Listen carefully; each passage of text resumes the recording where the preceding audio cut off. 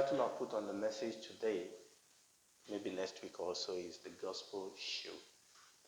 And like we've been told, the theme for this month is revival and evangelism. And one of the things I've discovered is that at the heart of revival and at the heart of evangelism is the gospel. And as I was meditating on today, I thought, we've been in Ephesians Chapter 6 now for 3 months. Why not just continue? I mean, why should we be in a hurry to get out? So I was looking and I thought a message came to my heart, and that is where we are going to start. Come with me to Ephesians Chapter 6. Ephesians Chapter 6, again, we're going to read a couple of verses. And obviously, you know where we are going with this. Finally, my brethren and my sisters, be strong in the Lord and in the power of his might. Put on the whole armor of God that you may be able to stand. Ability to stand. Able to stand against the wiles of the devil. For we wrestle not against flesh and blood, but against principalities, against powers, against the rulers of the darkness of this world, against spiritual wickedness in high places. Wherefore take unto you the whole armor of God, that you may be able to withstand in the evil days, and having done all to stand. Stand therefore. I don't know whether you see how many times stand and stand is used in these couple of verses. Verse 4, stand therefore, having your loins girt with the truth, and having on the breastplate of righteousness, and your feet shod with the preparation of the gospel of peace. Above all, taking the shield of faith, wherewith you shall be able to quench all the fiery darts of the wicked. The Lord bless the reading of his word to our heart in Jesus' name. So the portion we want to focus on is verse 15. And your feet shod with the preparation of the gospel of peace. And that is why I brought my sandal. Because I just feel I will bring a demonstration, something for us to look at. I mean, this is not exactly like the Roman soldier's shoe. But actually, the shoe of a Roman soldier is kind of like a glorified form of sandals, really. And I just want us to talk about that today. Your feet shod with the preparation of the gospel of peace. Preparation of the gospel of peace. Again, the connection of this with our theme, and I said that at the beginning, is that we need to understand that at the heart of revival and at the heart of evangelism is the gospel. That unfortunately today, when we talk about revival, the first thing people think about is a lot of noise, a lot of activity, a lot of excitement. And there's nothing particularly wrong in those things, but unfortunately, none of those things are characteristics of revival or characteristics of evangelism. In revival, there is a new understanding, there's a new revelation of the gospel. There's a new understanding of God, who he is and what he has done. And in evangelism, what we do is to take the gospel to the unbeliever. So the reason why I've come here, and rightly so, is because at the heart, and I know I've repeated that almost 2-3 times now, that at the heart of revival, at the heart of evangelism, is not our church program, it's not our church billboard, it's not our church jingles. At the heart of revival is the gospel. At the heart of evangelism is the gospel. And then we'll be asking ourselves then, what is the gospel? And I said the gospel is everything and all things God. Through Jesus Christ. The gospel is a revelation of God. So let's come back to our text. And your feet shod with the preparation of the gospel of peace. So we've talked, and I'm not going to do a review, else we won't go out of this place. We said that when Paul was writing this portion of the scripture, by the grace of God, he was looking at a Roman army. And he was using the armor of a Roman soldier, and God was using them as an illustration of various armor that we have as Christians. And we said that number one, Paul did not actually tell us all the armor of a Roman soldier, and that Paul was not also telling us all the armor of God. But having said that, there's a reason why the Spirit of God chose particular armor to describe the particular Roman armor to describe a particular armor of God. Why did he use the shoe to describe the gospel? Okay, he could have used the breastplate to describe the gospel, but he decided to use the shoe. Now, in other words, when we look at the shoe of a Roman soldier, it will give us some revelation. It will give us some understanding. It's not going to tell us everything about the gospel, but it will give us some understanding of the gospel. And that is what we want to look at today. Now, obviously, a Roman soldier have a shoe. Or like I said, their shoe is almost like a glorified form of a sandal.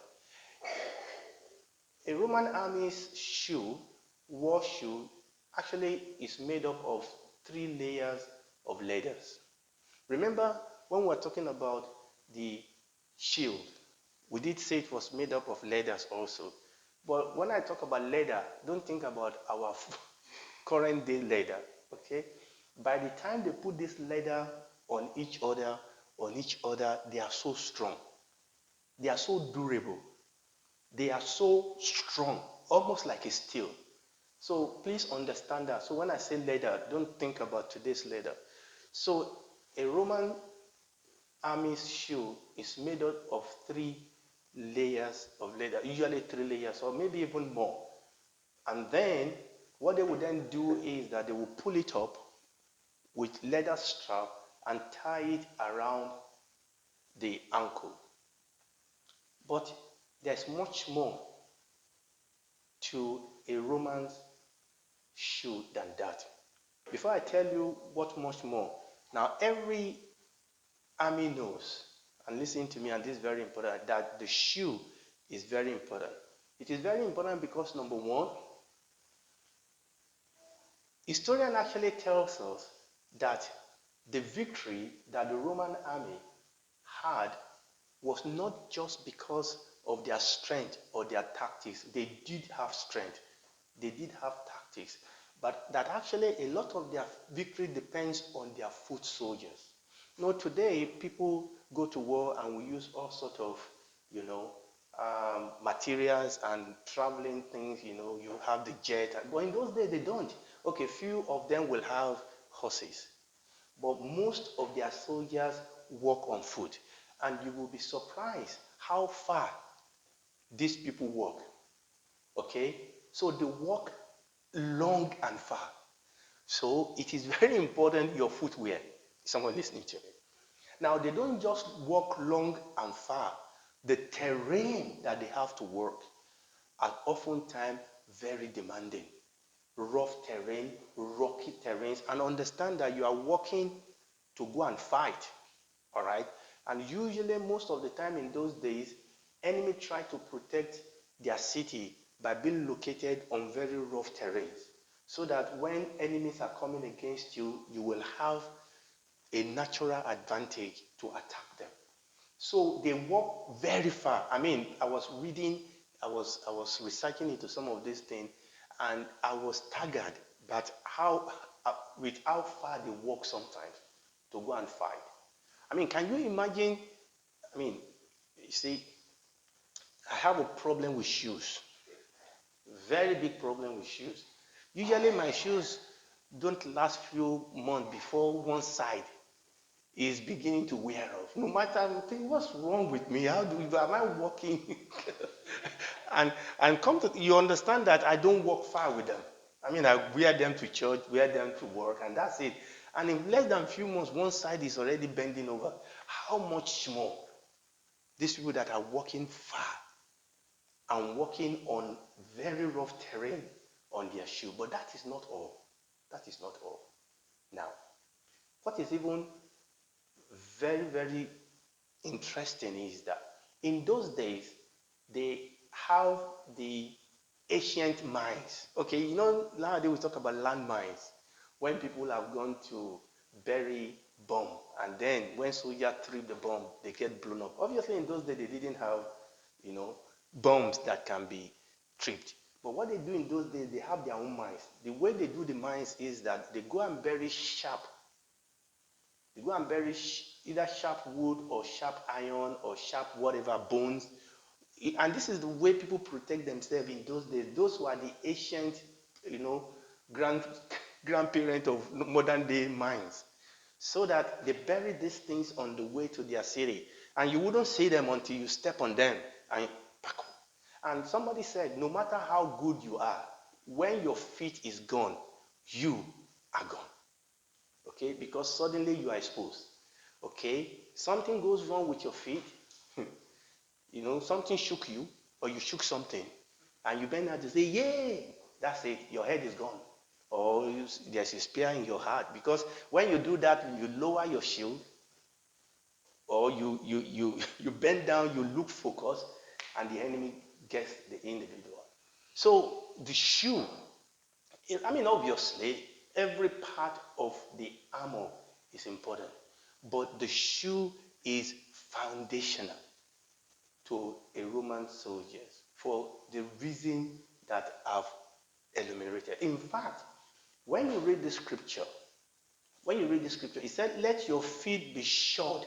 That word shod here talk about the way they put on the shoe.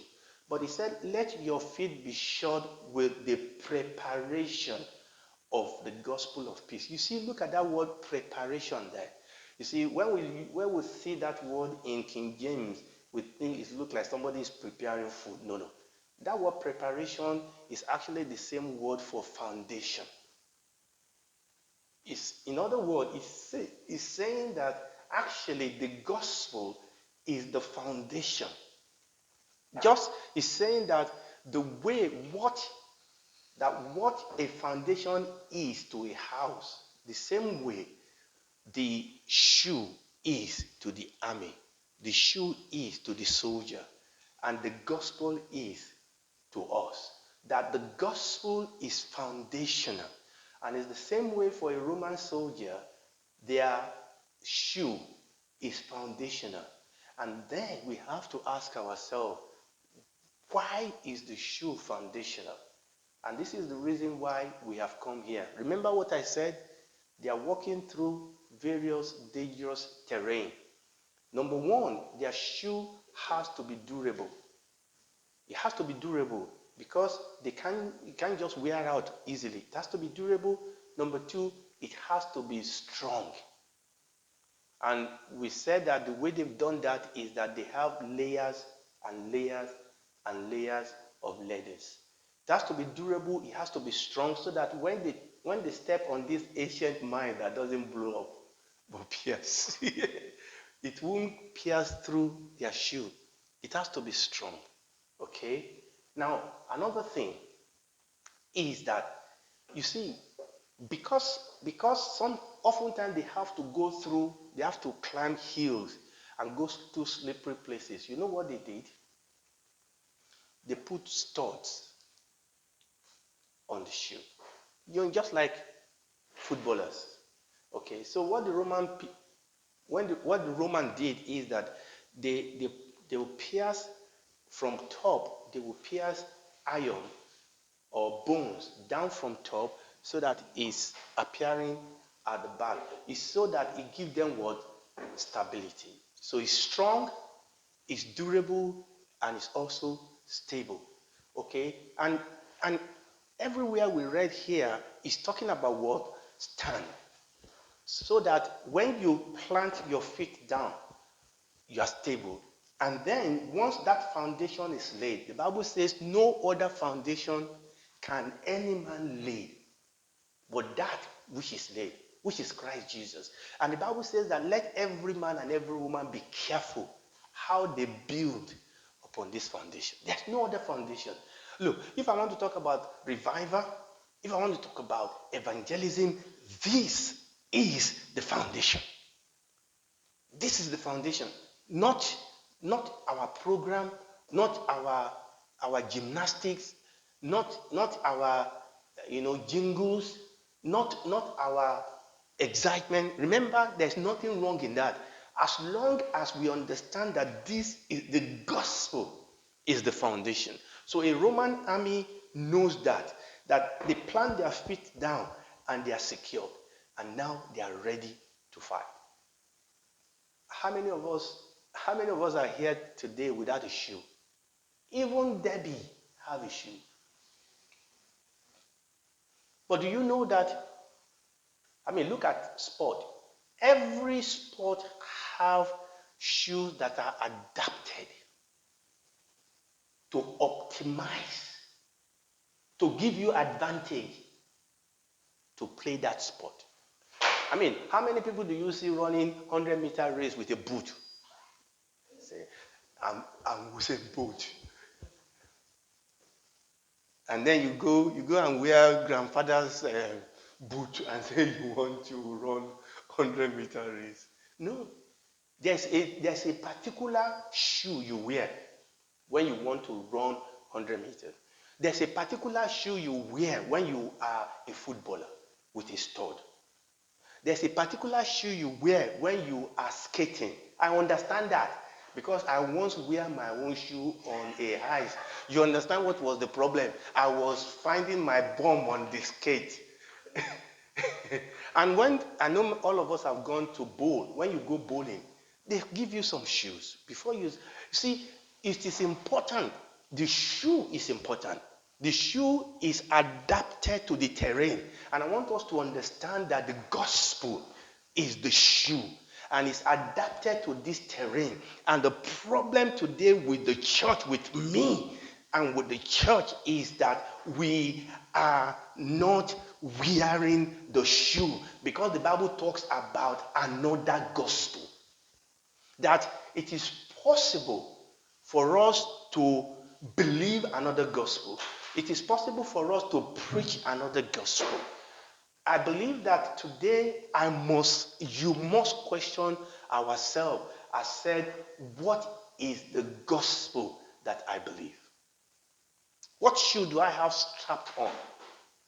Because the shoe I strapped on will sometimes determine whether I get out of that war with my life. Hallelujah. Look at it. I remember during winter.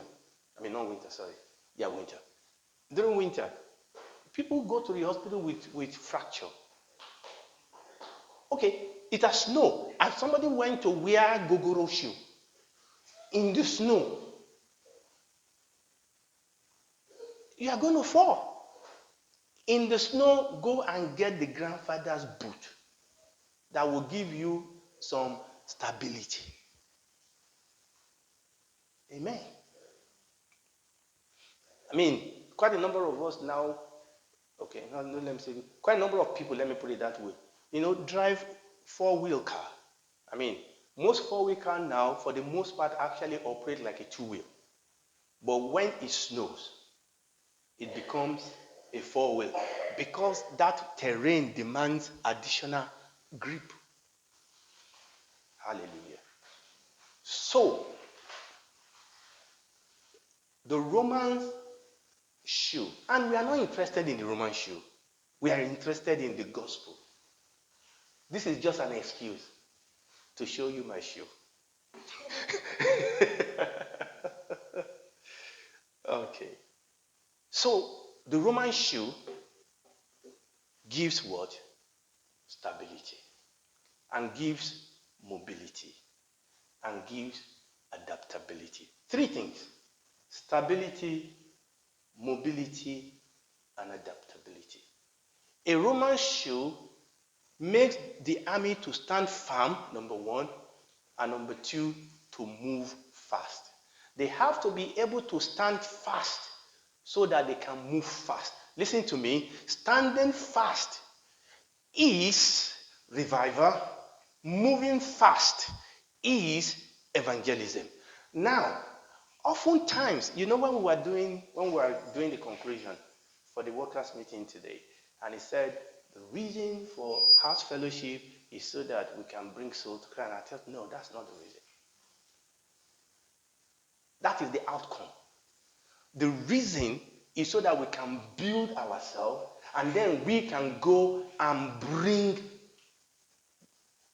It's just like saying that the reason we give birth to a child is to give birth to another child. Okay. That will happen. But we give birth to a child so that the child can grow and mature and then ready to give birth to another child. Okay. And this is my problem oftentimes, is that we want to give what we don't have. So I'll say that again. So a Roman shoe is very important. It's not more important than any other thing, but it is because that is what is touching the ground. And the Roman cannot fight, cannot do warfare unless it's secured, unless it's stable. So the gospel gives us stability, and the gospel gives us mobility. But before we can move fast, we must stand fast. That song says, "On Christ the solid rock I stand. All other ground is sinking sand." And the Bible says that a wise man will build his house what? On the rock. The Lord Jesus said, "On this rock I will build my church, and the gate of hell shall not prevail against it." On this rock. On this rock. No wonder the Lord Jesus, two questions I and you have to answer, or it's one question, but we can say it in two ways. Who do you say that I am? Who do you say the Son of Man is? What say ye of Christ? And this is important. And this, for me, is the foundation of revival. And this, for me, is the foundation of evangelism. And I have to ask myself that question. What is the gospel? In those days, when people go to war, talk about the Roman army now. When people go to war, in those days, obviously, there was no phone. You can't call mommy and say, "I'm alive," or "we won," or paste it on Facebook or Instagram. There's nothing like that. When people go to war and there's a news that we've won, they will send a runner. Amen. They will send a runner who will run. And usually those runners will run miles and miles. So again, just like the Roman soldier, the runner must have a shoe on that will be able to make him run fast and run well.